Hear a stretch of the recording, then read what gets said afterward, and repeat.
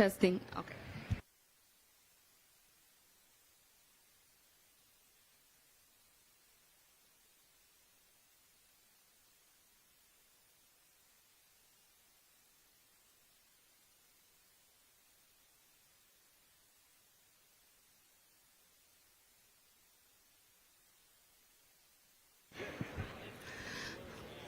We want to make sure that everyone stays hydrated too on this very hot day. There's some free waters back there. If you haven't picked one up, feel free to get one.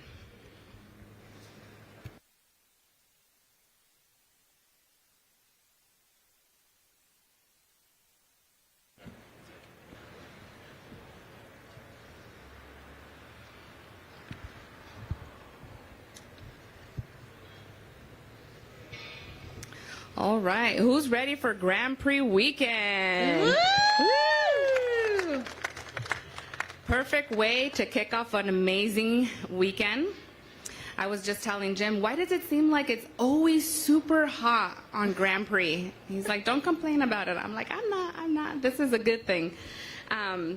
So thank you all for joining us. Everyone here, locals from Long Beach, everyone visiting Long Beach, welcome to the Motorsports Walk of Fame.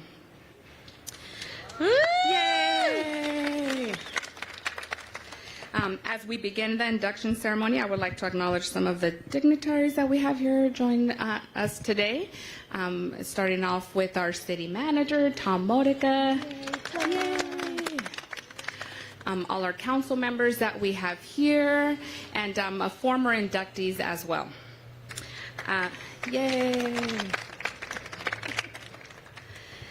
And now I want to introduce our council member, Mary Zendejas, who will give some few words, and I'll hand it off to her. Thank you.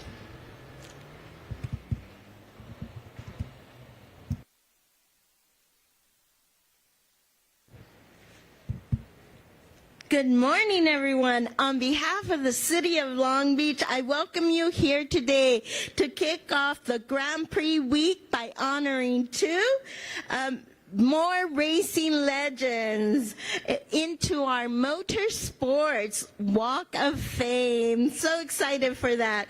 We are very excited to have them join this exclusive club of motorsport legends. For 47 years now, Long Beach has been home to the best racing in the world. In 2006, a long time ago, we decided to start honoring the most extraordinary people involved in motorsports, including the drivers and owners. Our storied inductees over the years are the virtual who's who of motorsport legends, including Phil Hill, Mario Andrade, Michael Andrade, Roger Penske, Parnelli Jones, Dario Francidi, Tommy Kendall, Dan Gurney, and many, many more. The Acura Grand Prix of Long Beach is by far our largest annual event, and we are honored to receive the tens of thousands of visitors it brings to our city of Long Beach each and every year. And now, at this time, I would like to welcome Councilwoman Allen to say a few words.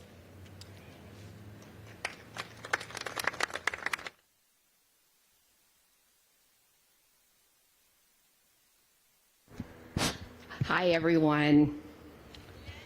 So great to be here. Just want to say a couple words. Race Weekend provides an excellent opportunity to showcase the revitalization to a vast national and international audience. Our gorgeous downtown waterfront is on display for the whole world to see. The race is viewed by millions of people in 178 countries all around the world. This race is very popular. The race is estimated to have an economic impact of $33 million, creating over 350 full-time jobs and $700,000 in increased tax revenue. Over 180,000 race fans come here for race weekend, and we are grateful for the chance to share Long Beach experience with every single one of our guests. This is the 47th Grand Prix in Long Beach, and this event this year will be broadcast and followed by race fans worldwide. And it all happens because of the hard work and dedication of Jim McCallion and his team at the Grand Prix Association of Long Beach. He is our hero. He's the face of this event. Ladies and gentlemen, the president and the CEO of Grand Prix Association Long Beach.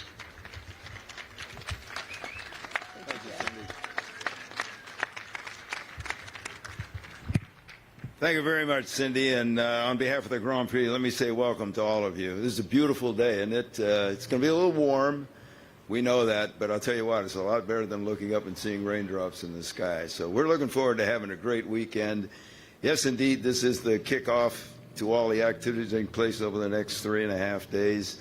It's wonderful to see all of you gathered out here and to salute two very well-deserving pilots in the past, Alex Zanardi and one in the present with Bill Oberlin, and we're delighted to be able to honor them here today.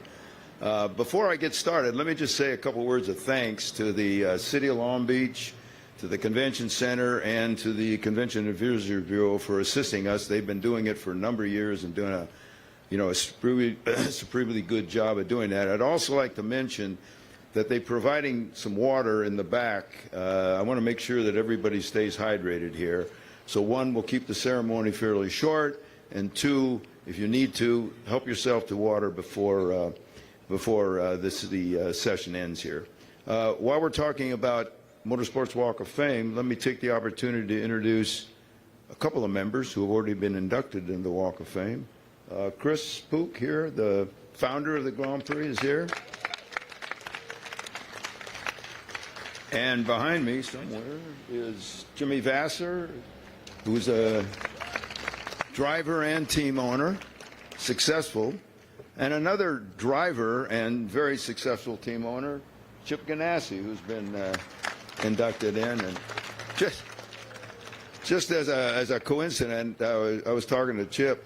When IndyCar first came here in 1984, the first poster we did featured a gentleman sitting in a number 40 Pat Patrick race car, and that gentleman was none other than Chip Ganassi. So he will forever be memorialized as a driver on our poster for that time. So we're delighted to have them here, and you know, this is an opportunity for us to celebrate two very important, significant individuals who have contributed so much to not only this event here, but obviously to our sport. Alex Zanardi, those of you who knew him, you knew how charismatic he was. You know, he had a magnetism about him that drew people to him, and by the same token, he very much basked in that adulation. And I think that was something that was, you know, unique and creative about who Alex was. And not only was he a very magnetic individual, but he also was a hell of a driver too. And you know, he won here 2 years, 97, 98. He also won the kart championship those 2 years.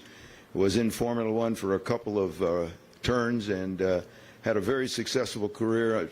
Unfortunately, he had that tragic accident at Loudest Ring in 2001, which deprived him of the use of his legs. But Alex was not going to be impeded at all, and so he went on to compete in cycling, and actually won the Paralympic gold medals. And that was one of the things that over the years, as we were trying to get him to come to Long Beach and be inducted into the Walk of Fame, he kept saying, "Jim, I'd love to come, but I've got to train, I've got to be involved, because my goal is to win in the Paralympics," and he certainly did that. And now he's had another incident that has suffered an additional injury, and so we felt it was time to get Alex to the due and recognition that he deserved. And so I reached out to Jimmy, who was obviously his teammate and very close friend, and we went to Daniela, who's Alex's wife, and asked if there was a way that we could get their permission, her and Alex's permission, to participate here, and she very generously said yes. So we're delighted to be able to acknowledge what Alex has contributed, not only to Long Beach, but also to the sport. And also, just sort of a side note, you know, there's a routine now that every time there's the end of a race that people do donuts in the street. For those of you who don't know, that particular ritual inseminated here in Long Beach in 1997 after Alex's first victory. If you don't believe me, go Google that and see what you'll read about. There also, by the way, was an amateur videographer who took pictures of that, and it's actually up on the web. I think it's under YouTube. You'll see Alex doing the first of what has now become a very routine practice, and that is donuts after the race. And just a point of irony, and Tom Modica here from the city will appreciate this. Our current contract with the city requires us to remove the tire marks from the concrete portion of the street. And I can tell you, every year when we see not only the IndyCar winner, but all the other winners go down and put marks on the street, I just watch the dollar signs just start to go up and up and up. And by the way, that just as an aside, we now have a long-term agreement with the city. We're going to be here through 2028, and it's going to be very beneficial. And thanks to Tom and his team for making that work. So. Back to Alex, and again, like I said, I really appreciate the opportunity that we have to present him as an inductee, and I want to thank Jimmy, and he's brought some special guests with him that he'll introduce, but for his assistance in making this happen. I think it was very timely, and we certainly welcome the opportunity to welcome Alex to the family. Jimmy? Thanks, Jim. Thanks for taking my material. I was going to talk about the donuts, and but I could add to that. So Alex did that first. It was like a half donut anyway. It was a half spin, and then he took off. It was a terrible donut, but he had a lot of practice that year and started perfecting it and had all the adulation. People saw Brad Philby here. Remember they used to come with the fans would come with boxes of donuts to the trailer at the pits and give it to the team. And it got to be such a big thing, him and his donuts. And it was '97, and I was wearing #1 on my car, but I was not winning any races, 0 races until the end. But he was doing donuts every weekend, and you know, it was starting to become a bit annoying actually to me. And he was like, "Hey, Jimmy, what are you going to do when you win the next race? I do the donuts. What are you going to do?" And I was just like, "Hey, leave me alone, man. I got to win the race first." And then he says, I know what you should do." He's at Portland. Stop. He said he was always thinking like this. He said, "Stop on the front straight, get out of the car, take your gloves off, throw them to the fans in the stands, get back in the car, and then go to victory lane." And I was like, "Yeah, okay, thanks, man. I appreciate that." So Portland, he wins the race. He stops on the front straight. He gets out of the car, takes his gloves off, does a terrible throw. He couldn't throw. He threw like, you know, he just never threw a football or something. And he throws the gloves. It hits the top of the fence. They fall on the track. He gets in the car and stalls it. So I'm glad I didn't have to do that. But finally he said, "You got to come up with something." So I said, "If I win a race, here's what I'm going to do. I'm going to crash the car into the fence, and that should really piss Chip off." Huh? Because we used to like to find ways to make Chip mad and make fun of him and stuff. So sure enough, I finally won a race at Laguna Seca, and he won the championship. It was the last race of the year.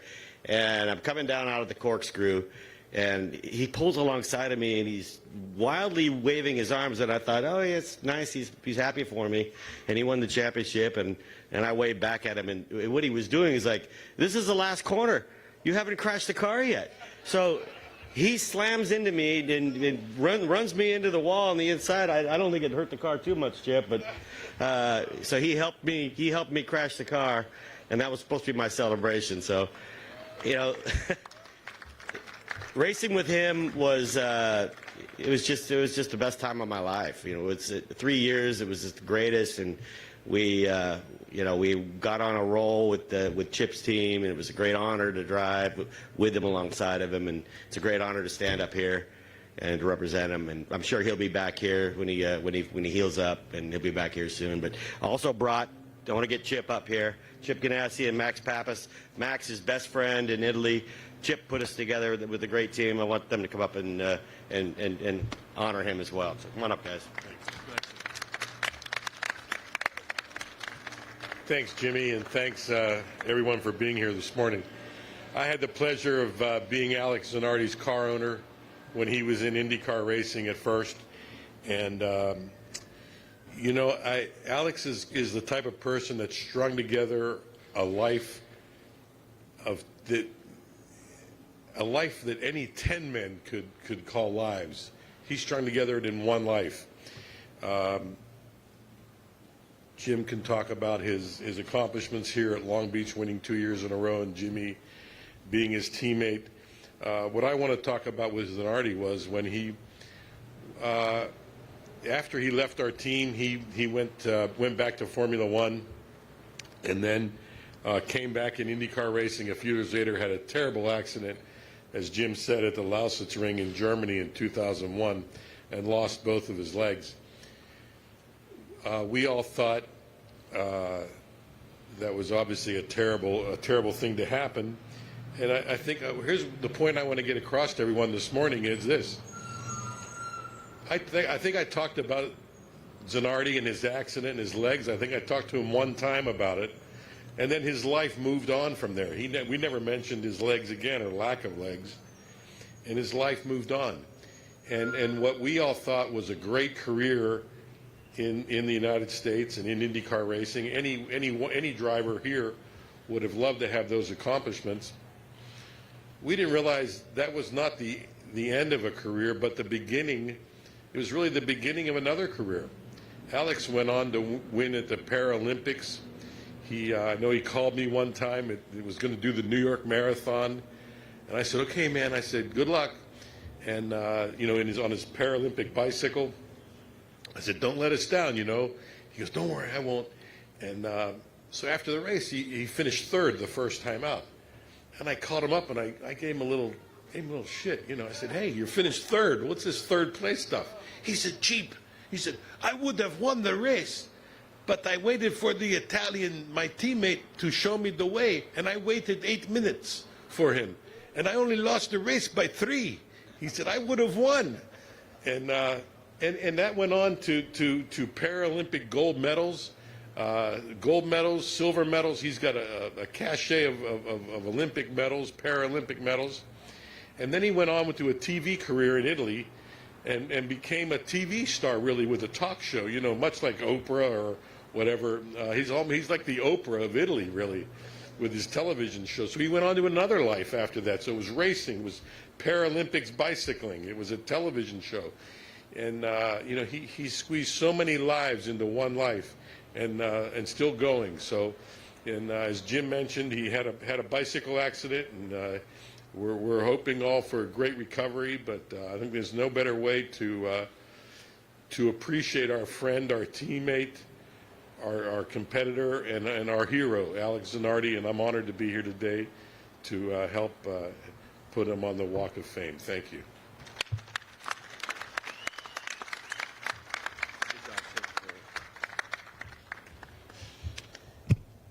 How do you follow this? It's kind of tough, huh? I met Alex when we were 14 years old. He has been really my best friend, and since we were young kids, I have a lot of memories, but maybe one of the best one that I want to share with you guys is something that not many people know. He met Daniela because Daniela was the team manager of our Formula 3 team. A couple of times when we were in free practice, he came to me and said, "Max, what do you think about her? She seemed tough." I said, "Yeah, she's good for you. She can keep you in line." Until we showed up in Pergusa, Enna, Formula 3 race, And Alex decided to go he raced there before, and decided to go, say, Max, come over. We get Daniela's rental car, and I'm going to show you around the corner. First lap, all good. Then he said, Max, drive. Okay, jump in the driving seat. We're driving turn through, and typical Zanardi, pulled the handbrake. The next things happened. We both found ourselves upside down in Daniela's rental car. It took about 6 months of probation. We had to pay the things back to her. And we were right immediately on the blacklist. He ended up marrying that girl. And what can you say? The guy is just special.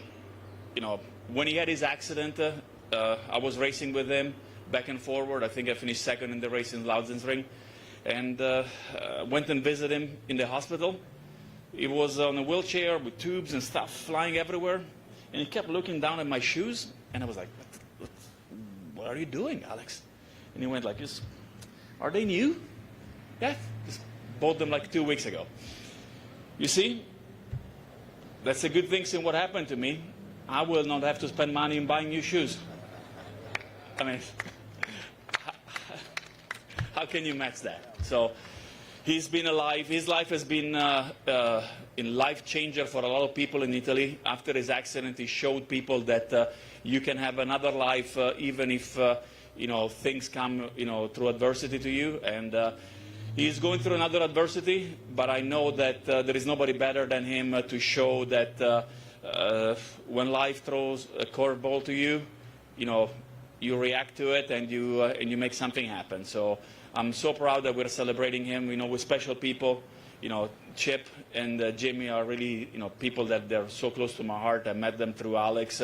Actually, first time here in 1996 when I came and visited him. I was racing in sports car, and he was driving for Chip. So I'm so glad we're here celebrating his life and celebrating someone that started as a race car driver, but he became an icon as a human being. And that's how I like all of you guys to remember him and celebrating today.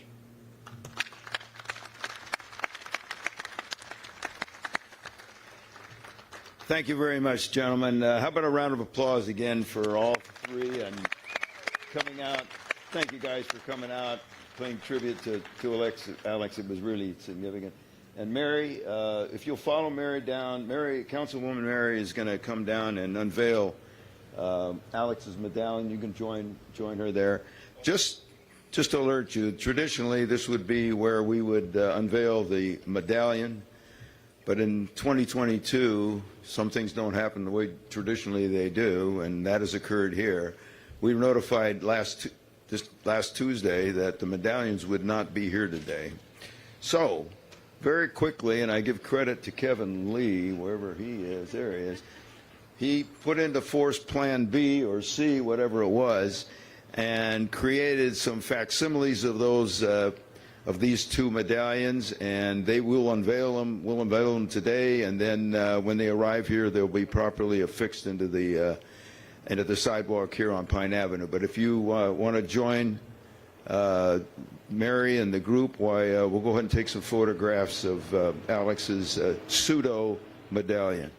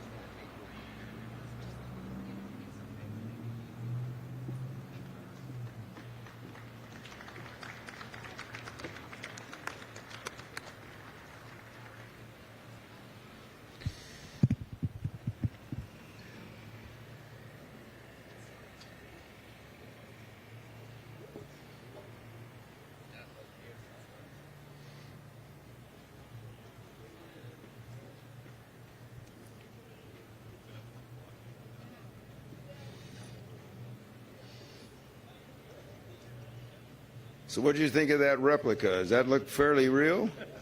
I think Kevin deserves another round of applause for having come to the rescue for us. You know, supply chain and difficulties with imports and all that good stuff. And here we have something that pretty accurately reflects our admiration for what Alex was able to achieve, and Bill too. And Bill is also a big part of this program. I know a lot of you are familiar with Bill because he's a local, born and raised here in Redondo Beach. In fact, I'm sure he'll relay the stories about how he's been attending this event for many, many years. And he's not only been a stalwart supporter of our event, but he's one great sports car driver. Just so everybody knows, today, as of today, Bill Oberlin holds the record for the most victories in IMSA history at 63. That's a phenomenal achievement, especially when you think about how many great drivers have come through the IMSA ranks over the years, and this gentleman has exceeded them all, and he's not done. He's still competing and probably will be able to add to that 63 number, hopefully starting here on Saturday. So we're delighted to have him here. You know, he won here twice in his class. He won at Daytona twice in his class, placed in top 5 twice at Le Mans, and has an illustrious career. And the fact that he's still going strong and his association with BMW has existed for as long as it has really is a testimony to his skill and his talent. And you'll see him here competing on Saturday in the 96 car, Turner Motorsports, BMW M4 GT3 car. He'll be in the, stay with me here, the GTD class, which not to be confused with the GTD Pro class of IMSA, right? Yeah. You got it, okay. So it's really my privilege and honor to welcome Bill Oberlin, not only to the Motorsports Walk of Fame, but to Long Beach and our activities here today. Bill?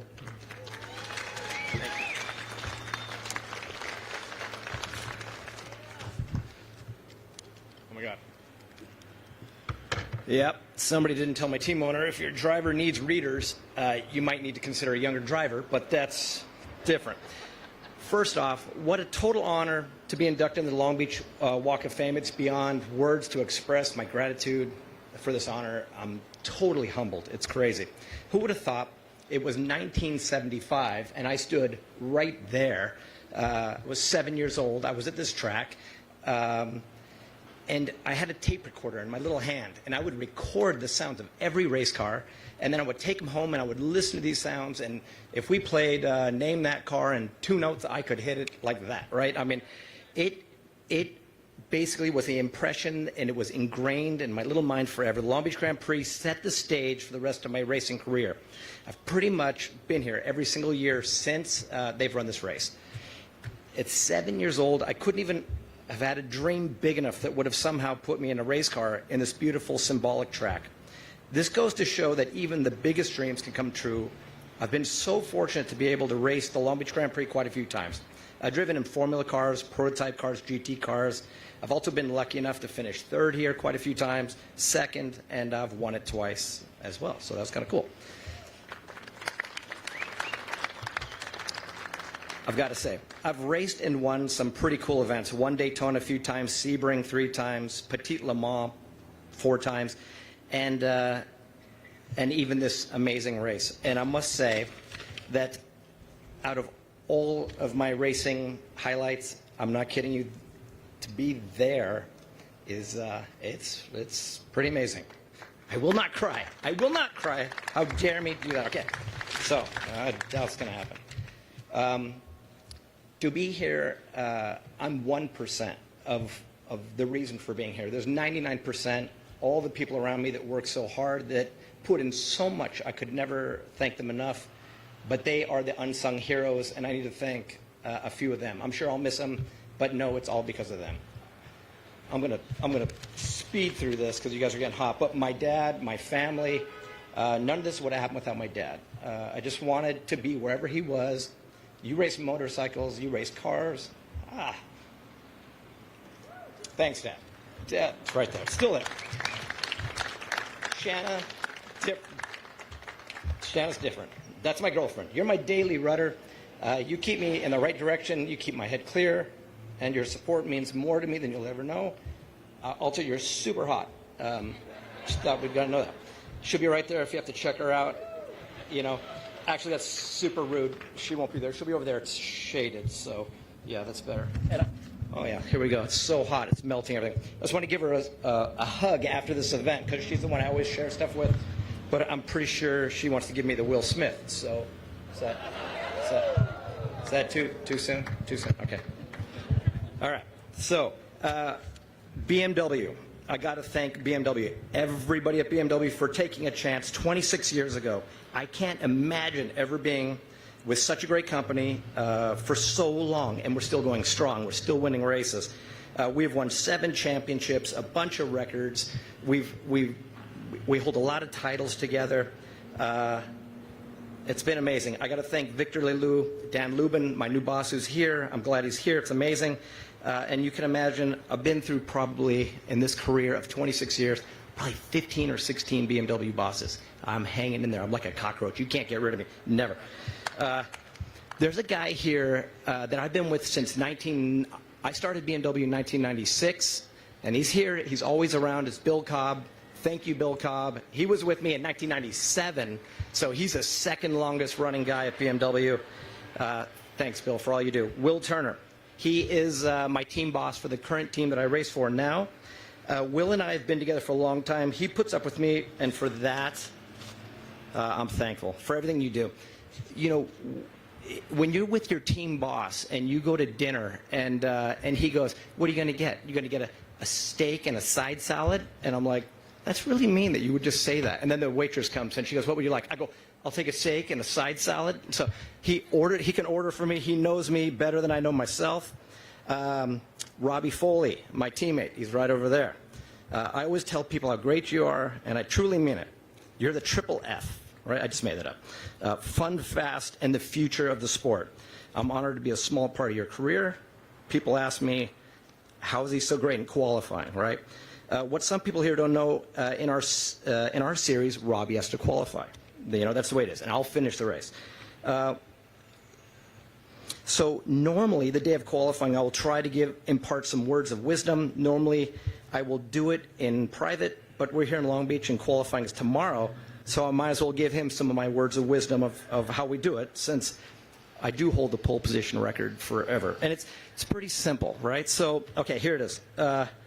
Robbie, basically what you do is tomorrow's qualifying. You remember those secrets that you didn't want me to tell anybody ever? You either get that pole, or I will tell everybody those secrets, right? It's very simple. You just throw it, you know, it's the new generation. You got to keep them motivated. So there you go. Team RLL, Bobby Rahal, the leader of that team. Great team, great leader. Thanks so much. Team PTG, Tom Milner. You were the first guy to ever give me a shot. I appreciate it. It's given me a life, and so I appreciate it.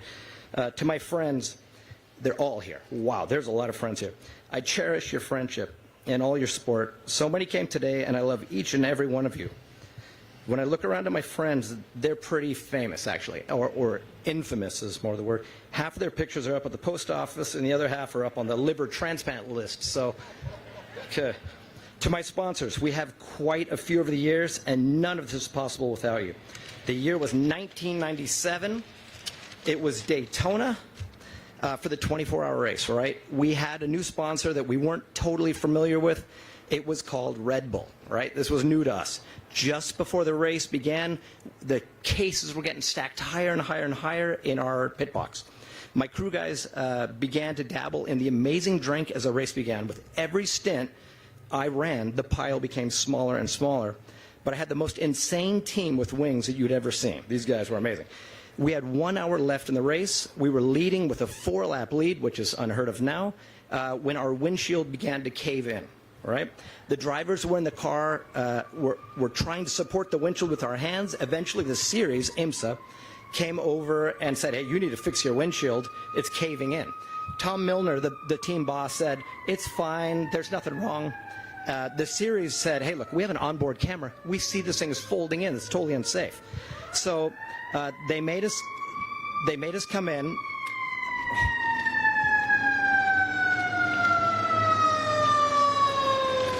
All right. So we were forced to come in, and my Red Bull filled team jumped into action and ripped the windshield out with their bare hands and put a new one in record time. We won the 24 Hours of Daytona by seconds over the next car. I will never forget the cars that stood in victory lane, bruised, beaten, dirty from the hard-fought battle. What really stood out was the streaks of blood all around the windshield for my crew. The amazing efforts our crew and sponsors go through is nothing short of amazing. I would also like to thank the City of Long Beach for putting on such a great event and allowing us 7-year-olds to have our dream here and us 53-year-olds to be able to live out our dream here.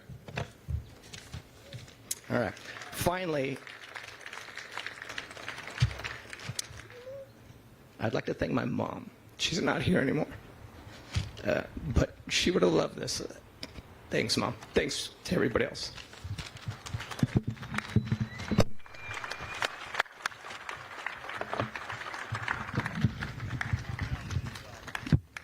Thank you, Bill. That truly was heartfelt, and we appreciate all that you've done, not only here in Long Beach, but for the sport, and we're delighted to be able to induct you into the Motorsports Walk of Fame today. Cindy, if you wouldn't mind, Cindy Allen joining Bill at the medallion, and we'll present the pseudo medallion to Bill and to you too. Yeah. One thing real quick. Oh, you want to say? Sure. Yeah, I just want to say, I feel like I've hit the lotto getting to meet you today, and your words were just so encouraging, and just want to welcome you to the Long Beach Motorsports Hall of Fame, and I want you to know I'm going to find me a BMW shirt today, and I'm going to wear it all weekend, and I'm rooting for you. Very good. Another round of applause for Bill Oberlin, who's now inducted into the Long Beach Motorsports Walk of Fame.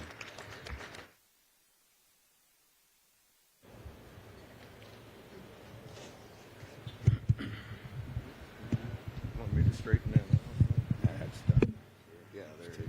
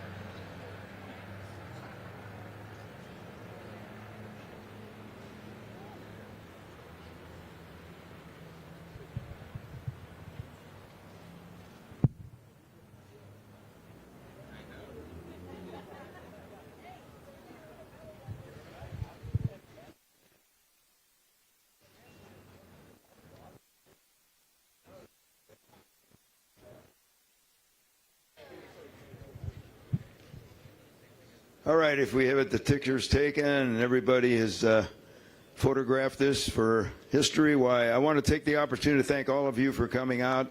It's nice and warm. It's guaranteed. We've been told that it'll be cooling off before the weekend is over. But thank you again, and we look forward to conducting this ceremony again in 2023. Thank you very much.